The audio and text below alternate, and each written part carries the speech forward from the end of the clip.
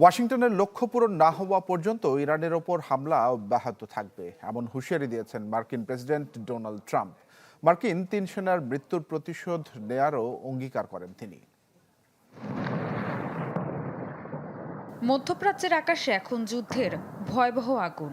যুক্তরাষ্ট্র ইসরায়েলের সমন্বিত হামলায় ইরানের সর্বোচ্চ নেতা আয়াতুল্লাহ আলী খামেনি নিহত হওয়ার পর পুরো অঞ্চল জুড়ে ছড়িয়ে পড়েছে তীব্র উত্তেজনা।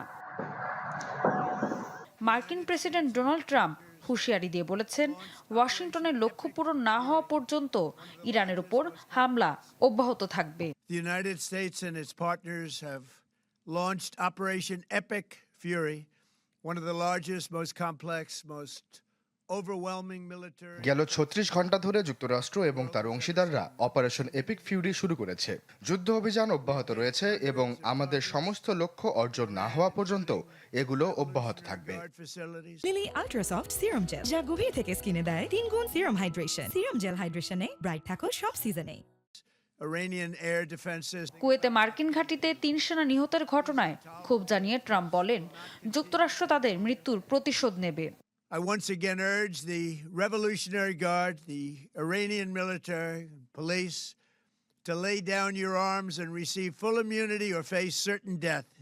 তেহরানে আইআরজিসির সদর দপ্তর ধ্বংস করার দাবি করেছে যুক্তরাষ্ট্রের সেন্ট্রাল কমান্ড। এদিকে ইসরায়েল তেহরানে ধারাবাহিক হামলা চালিয়ে যাচ্ছে। তেহরানের গান্ধী হাসপাতালেও ক্ষেপণাস্ত্র আঘাত হেনেছে বলে জানানো হয়। প্রতিশোধে ইরানও থেমে নেই। তেল আবিব ও হাইফায় হামলার পাশাপাশি Qatar, Bahrain, Kuwait, Jordan, Oman, Saudi আরব ও সংযুক্ত আরব আমিরাতে থাকা মার্কিন ঘাঁটিগুলো লক্ষ্য করে ক্ষেপণাস্ত্র ছুড়েছে তারা। এই অগ্নিগর্ভ পরিস্থিতিতে আরেকটু যেন আগুনে ঘি ঢালল যুক্তরাজ্যের প্রধানমন্ত্রী কিয়ার স্টারমার। ইরানে হামলা চালাতে ব্রিটিশ সামরিক ঘাঁটি ব্যবহারের অনুমতি দেন তিনি। The United Kingdom was not involved in the strikes on Iran. আমরা প্রাথমিক হামলায় অংশ নিইনি, তবে ব্রিটিশদের জীবন এবং আঞ্চলিক স্থিতিশীলতা রক্ষার জন্য প্রতিরক্ষামূলক অভিযানের জন্য আমরা যুক্তরাজ্যের ঘাঁটি ব্যবহারের অনুমতি দেব। Countries who did not attack them.